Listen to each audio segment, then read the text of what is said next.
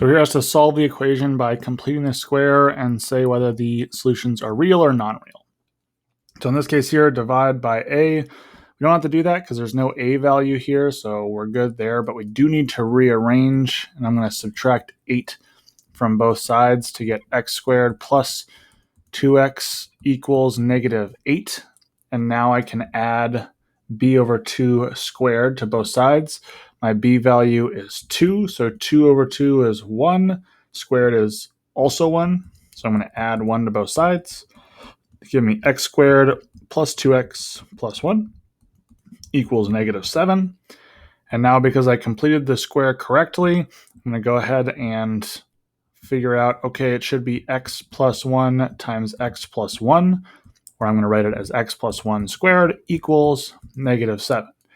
Now to solve this, I'm going to take the square root of both sides, which will cancel out that one there. It gives me x plus 1 equals the square root of negative 7. And I'm going to subtract 1 from both sides. And don't forget this is positive or negative root negative 7.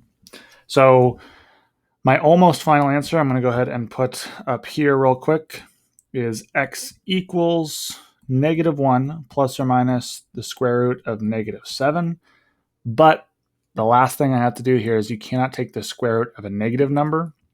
So remember, the square root of negative 7 is just like saying the square root of 7 times the square root of negative 1. And the square root of negative 1 we call I. So in this one, our final answers here are negative 1 plus or minus root 7i.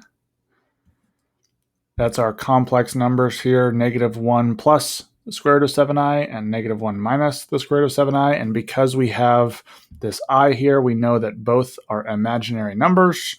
So we're going to have two non-real solutions.